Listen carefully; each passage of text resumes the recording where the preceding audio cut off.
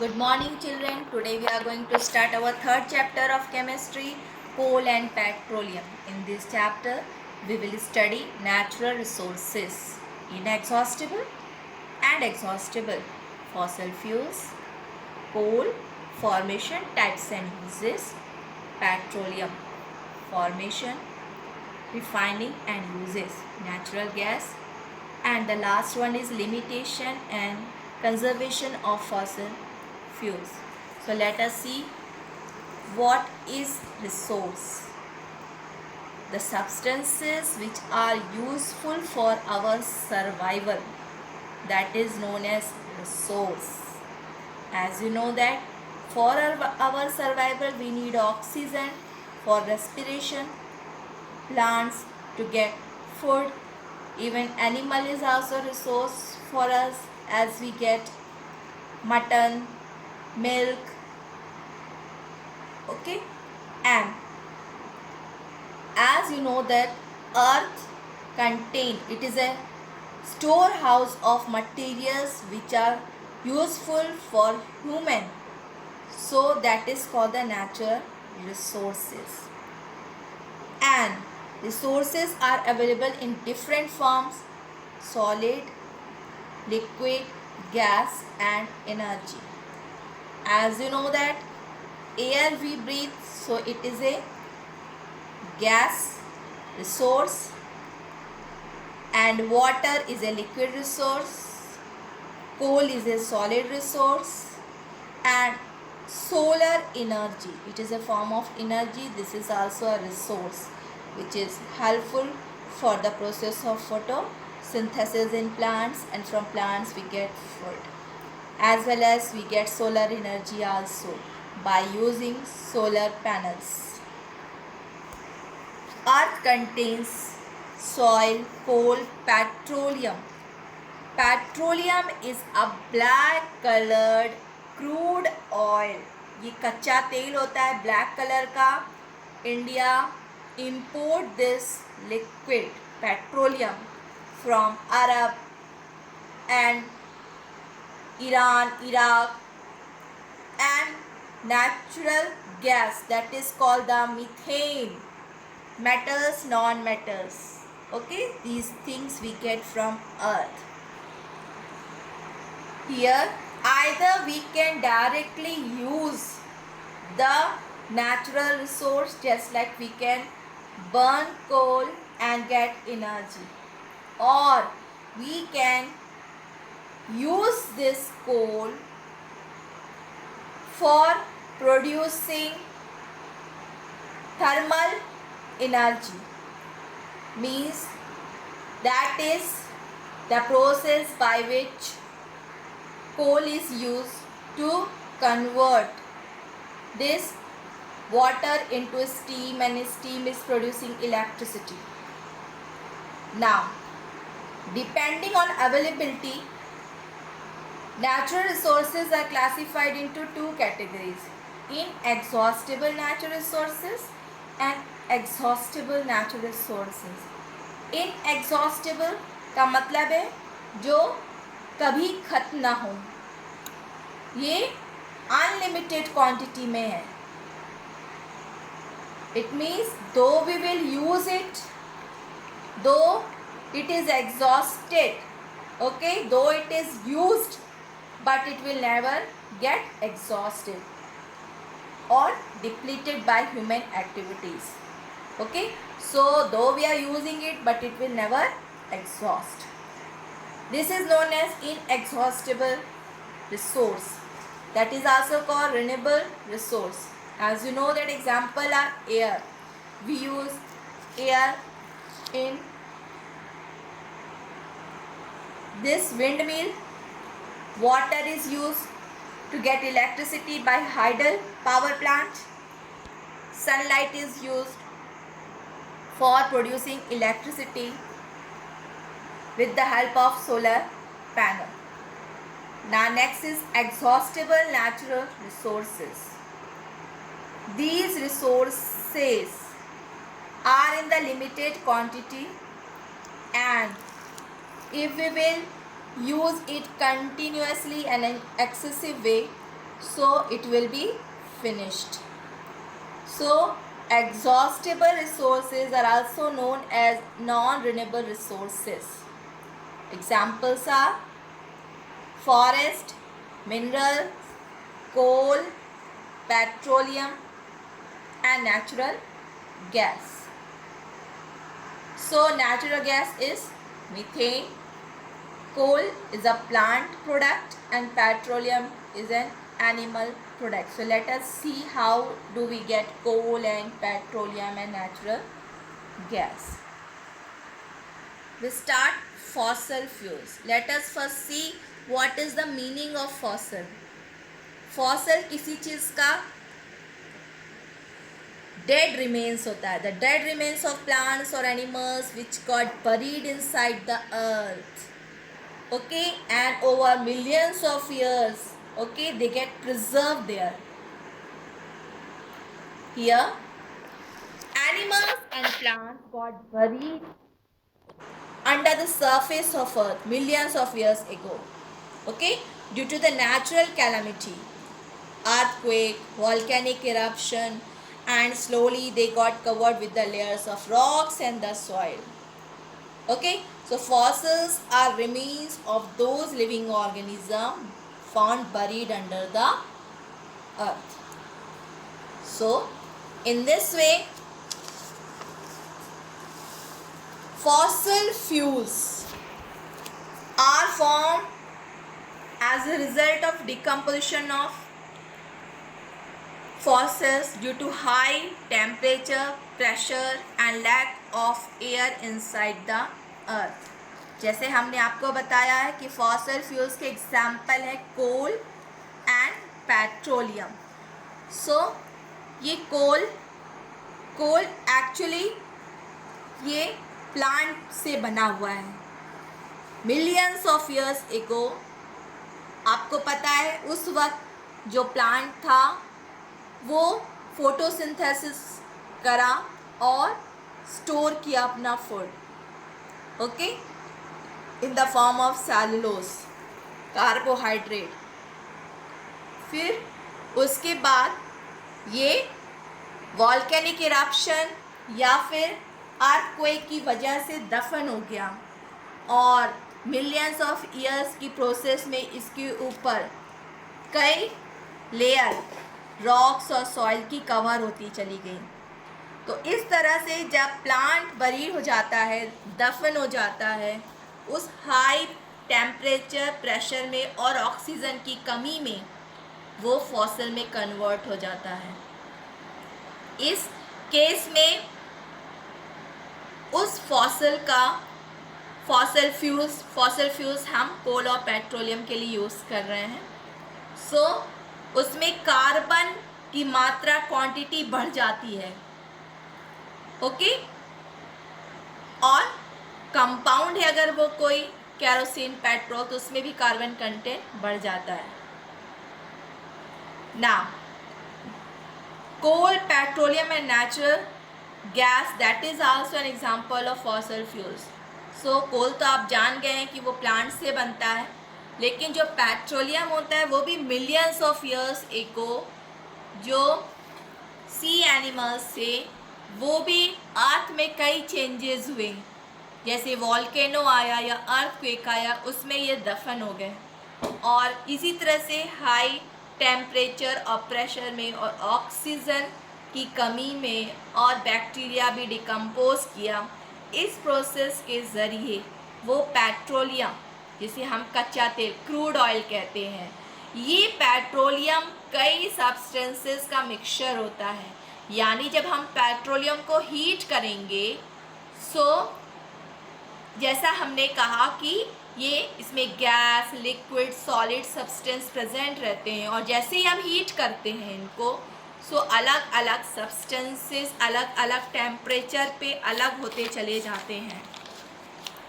इस प्रोसेस को fractional distillation कहते हैं. जैसे आप देख रहे हैं यहाँ पे पेट्रोलियम जब लिया जाता है, सो अलग अलग टेम्परेचर पे सब्सटेंसेस अलग होते हैं. जैसे आपको पता 50 डिग्री सेल्सियस रेसिडुअल गैस निकल जाती है. एलपीजी हमको 150 डिग्री सेल्सियस से 50 डिग्री सेल्सियस के बीच में मिलता है. इस तरह से, और यानी पहले गैस निकलती है, फिर लिक्विड आता है पेट्रोल केरोसिन, बाद में बचता है सॉलिड फॉर्म जैसे कोल तार, एसफॉल्ट, ओके, ये सब बच जाते हैं। सो पेट्रोलियम क्या है? ये फॉसिल फ्यूल्स है जो कई सब्सटेंसेस से बना होता है, और नेचुरल गैस ऑब्वियसली मीथेन है। सो फॉसिल फ्यूल्स को एग्जॉस्टेबल इसलिए कहते हैं क्योंकि इसकी क्वांटिटी लिमिटेड होती है, और अगर हम इसको इसी तरह से यूज़ करते चले जा रहे हैं जैसे अभी हम कर रहे हैं, तो एक दिन ये फिनिश भी हो जाएगा, यानी इसे दोबारा से हम हासिल नहीं कर सकते हैं, क्योंकि इसके फॉर्मेशन में मिलियंस ऑफ ईयर्स लग जाते हैं। लेकिन जो एयर है या वाटर है, ये इस तरह से फिनिश नहीं होते हैं। सो वो रिन्यूएबल रिसोर्स है। बारिश हर साल आती है, मॉनसून के सीज़न में आपको पानी फिर से मिल जाएगा, पर फॉसिल फ्यूल्स हैं तो उनके फॉर्मेशन में मिलियंस ऑफ ईयर्स लग जाते हैं। So we are going to start our first fossil fuel, coal. So coal, it is commonly used fossil fuel. It is black or brownish black rock like substance, okay, and along with carbon it contains hydrogen, sulfur, oxygen and nitrogen also, and it is found in the coal mines. Now let us see formation of coal. Around 300 million years ago, Earth was covered with a huge swampy forest. Means दलदले जंगल थे यहाँ पे। 300 million years ago यहाँ पे अर्थ की crust में, surface में दलदले जंगल थे। जब इसमें plant died, okay, so what happened to it? It got buried under layer of earth and rocks. They decompose slowly and form a soggy. Soggy means soft and spongy. Okay, sponge like material जिसे हम पीट कहते हैं। तो पीट कोल formation की पहली stage है। जब कोल का फॉर्मेशन होता है तब जो वुड कंप्रेस हो जाता है पहली बार, ओके, उसे हम पीट कहते हैं। And the peat was buried and compressed under the surface. You see formation of coal in this picture. Here you see this is the earth crust. यहाँ पे फॉरेस्ट है। फॉरेस्ट जब गिर जाता है, दफन हो जाता है मिट्टी से, रॉक से, फिर ये इसकी पहली फॉर्मेशन पीट की होती है। पीट अच्छी क्वालिटी का कोल नहीं होता है, लेकिन जैसे जैसे increase in the temperature and pressure, जब उस पर और टेम्परेचर और प्रेशर बढ़ता है और मिट्टी की लेयर उसके ऊपर आकर के कवर कर देती है, तो पीट धीरे धीरे लिग्नाइट में कन्वर्ट होता है। लिग्नाइट भी एक फॉर्म होता है कोल का, और लिग्नाइट भी और अंदर चला जाता है, दफन हो जाता है, और भी कई और मिलियंस ईयर्स के बाद ये बिटुमिनस में कन्वर्ट हो जाता है, और अगेन हाई टेम्परेचर प्रेशर में ये बिटुमिनस एंथ्रासाइड में कन्वर्ट हो जाता है। तो anthracite best quality of coal है जो कि घर में यूज़ होता है। So this is an important diagram for your exam. If formation of coal comes then you have to draw this, you have to learn it, okay. So earth surface change over millions of years. So layer of sand, clay, other minerals सब आकर के पीट के ऊपर cover कर देते हैं और इसको कंप्रेस करते हैं, इसे दबाते हैं इस पीट को। जब इसको पीट को और ज़्यादा प्रेशर और टेम्परेचर मिलता है, सो ये कंप्रेस होकर हार्ड सब्सटेंस में बन जाता है, कन्वर्ट हो जाता है, इसे हम कोल कहते हैं। तो आपने देखा पहले जो वुड होता है, जो फॉरेस्ट था, वो दलदल में जब फंस जाता है और उसके ऊपर हाई टेम्परेचर और प्रेशर पड़ता है, तो स्लोली स्पंज लाइक सब्सटेंस में कन्वर्ट होता है, जिसे हम पीट कहते हैं। पीट और ज़्यादा कंप्रेस हो करके हार्ड सब्सटेंस बनाता है, जिसे हम कोल कहते हैं। So the slow process of conversion of remains of dead plants into coal is called carbonization. So this is very important definition. What is carbonization? So ये स्लो प्रोसेस है जिसमें dead plants का कोल में convert हो जाता है. Now we are going to see the types of coal. So depending on the amount of carbon present, okay, this coal is classified into three main types, and we are going to see the percentage of carbon also and its heating value, कि उसमें से हमें कितनी energy मिलेगी. Okay, सो सबसे पहला है lignite, जो पीट कन्वर्ट होता है नेक्स्ट स्टेज में, उसे हम लिग्नाइट कहते हैं. यहाँ पे 60 से 70% कार्बन कंटेंट है. ये ब्राउनिश ब्लैक कलर का होता है कोल, और इसमें बहुत ज़्यादा मॉइस्चर होता है, नमी रहती है, इसलिए ये बहुत अच्छा नहीं है. ओके, एंड इसलिए इसकी हीटिंग वैल्यू भी बहुत कम है, and it is use in industrial fuel in power plants. Next is the bituminous, has about 70 to 85% carbon content, and it is black or dark brown in color. Moisture content is less, low रहता है. ये thermal electric power generation में use होता है, यानी वो कोल जो कि इलेक्ट्रिसिटी प्रोड्यूस करने में यूज़ होता है. It is also used in the manufacture of fuels like coke and coal tar. Next one is the anthracite, जिसमें 85% कार्बन कंटेंट है. ये बहुत ही गहराई में मिलता है ज़मीन के अंदर, और ये बहुत ही ज़्यादा हाई टेम्परेचर और प्रेशर से बना होता है. इसमें बहुत ही कम मॉइस्चर कंटेंट होता है, इसलिए सुपीरियर क्वालिटी का कोल है.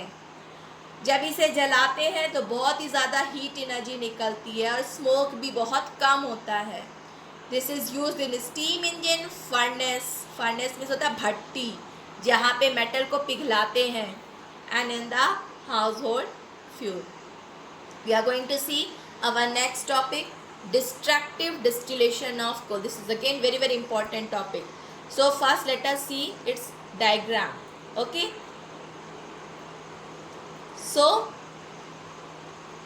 what is the definition of destructive distillation? It is the process in which coal is heated in absence of air at high temperature to decompose it into simpler products like coke, coal tar and coal gas. So ये ऐसी process है जब air की absence में कोल को heat किया जाता है हाई टेम्परेचर पे. So let us see its diagram. Destructive distillation of coal. So you see arrangement stand में. Okay, here 2 test tubes are arranged. One is placed vertically, लंबे तरीके से, दूसरा हॉरिजॉन्टली, और in the mouth of both the test tube there is an arrangement of cork और delivery tube है. ये जो ट्यूब दिख रही है इसे डिलीवरी ट्यूब कहते हैं, जो बेंड होकर दूसरी टेस्ट ट्यूब से जुड़ी रहती है, और ये कॉर्क है जिससे किसी भी गैस की लीकेज ना हो. ठीक है, ये बर्नर है.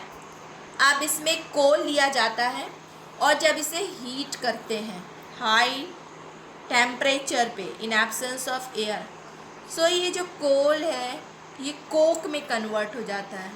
Coke is a form of carbon, it is a pure form of carbon, जिसमें 90% कार्बन होता है. Okay, this is hard porous. Porous means थोड़ा सॉफ्ट रहता है, उसमें होल होते हैं.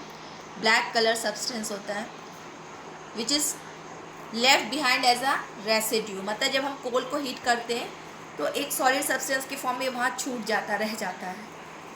ओके, ना नेक्स्ट वन आप देखेंगे, यहाँ जब हीट कर रहे हैं तो यहाँ पे दूसरी टेस्ट ट्यूब की बॉटम में कोल तार दिखा रहा है. So coal tar it is a thick black liquid which is a mixture of several hydrocarbons. Okay, and it has an unpleasant smell. So coal tar, जिसे हम डामर कहते हैं, जिसे सड़क बनती है, ये कई हाइड्रोकार्बन्स का मिक्सचर होता है, और ओके कई इम्पॉर्टेंट डाइज और बहुत सारी चीज़ें इससे बनाई जाती हैं कोल तार से. Next one is coal gas. सो आप देखिए यहाँ पे टेस्ट ट्यूब में यहाँ पे एक और डिलीवरी ट्यूब अटैच है, जहाँ से गैस निकल रही, इसे हम कोल गैस कह रहे हैं. ये coal gas is a mixture of methane, hydrogen and carbon monoxide. ये गैशियस फ्यूल है. It is efficient also than the solid fuel wood. Now let us see here. Coal gas was for the first time used in the London, okay, for street lighting in the year 1810. Let us see what are the uses of coal and its byproduct. सबसे पहला use है कोल का कि that is used for heating and cooking. Next is used in the steam engine, ships and steamers. And next one is it is used in the thermal power plant to produce electricity. Okay, so it is used to convert water into steam, and steam क्या करता है, generator को run करता है जिससे electricity generate होती है. तो जो हमने कोक ऑब्टेन किया था, it is the pure form of carbon होता है. So it is used, okay, for the production of steel. Okay, it acts as a reducing agent. And coal tar, okay, it is used for manufacturing different products in everyday life, जैसे detergent, dyes, perfume, paint, explosive, synthetic fibre, disinfectant, pesticide, waterproofing, roof और road making के काम में आता है. And coal gas is used as a fuel industries as well as lighting, heating and cooking. Now I am going to show you one picture also of furnace, किस तरह से coke use होता है. Student, see, this is mineral and ore. means वो minerals जिसमें से हम metals को आसानी से chemical process करके अच्छे परसेंटेज में निकाल सकते हैं. देखिए यहाँ कॉपर, ये आयरन पायराइट है, सल्फ़र, गैलेना PbS, गोल्ड है, ये प्योर फॉर्म में मिलता है. ये किसी से रिएक्शन नहीं करता है क्योंकि ये रिएक्टिविटी सीरीज में बॉटम में है. इसी तरह से देखिए सिनेबार HgS है, मरकरी का है. इस तरह से दूसरे बहुत सारे मिनरल्स ओर्स दिए हुए हैं. Now we are going to see, जैसे अभी हमने बताया था कि coke it's a form of carbon है ना, 90% कार्बन होता है इसमें, और ये मेटल के एक्सट्रैक्शन में यूज़ होता है. जैसे आप देखिए जिंक कार्बोनेट को जब हम हीट करते हैं, है ना, सो ये क्या होता है, ये ZnO + CO2 में टूटता है, और ZnO जब इस कोक के साथ रिएक्शन करता है तो Zn + CO बनाता है. इसी तरह से देखिए ब्लास्ट फर्नेस, जो भट्टी होती है, ये आज का ज़माने का मॉडर्न आयरन स्टील प्लांट है ना. लेकिन यहाँ देखिए ब्लास्ट फर्नेस में इस लाइमस्टोन के साथ कोक भी डाला जा रहा है. ये आयरन ओर है. जब इस भट्टी में जाते हैं तो इस तरह से स्लैग यानी इम्प्योरिटीज़ और मॉल्टन आयरन इसमें से निकलता है ना. मेटलर्जी प्रोसेस, जो मेटल्स नॉन मेटल्स में आपको बताया था ना, metallurgy is a process by which metal is extracted, okay, from its सोर. अब इसी तरह से आगे भी ये कन्वर्शन ऑफ आयरन, ये बेसिक ऑक्सीजन कन्वर्टर है, किस तरह से आयरन निकल रहा है. और आप पिछले चैप्टर में मेटल्स एंड एलॉय में ये भी पढ़े थे ना. एलॉय क्या होता है, मेटल्स में दूसरे मेटल मिला करके उसकी क्वालिटी को बढ़ा दिया जाता है. ये देखिए, ये सब प्योर मेटल के बने हुए हैं. और स्टील में आपको पता आयरन, निकल, क्रोमियम ऐड होता है. ठीक है, okay students, pay attention and I hope you are paying attention also, as well as writing and completing your work also. So may God bless you. Thank you.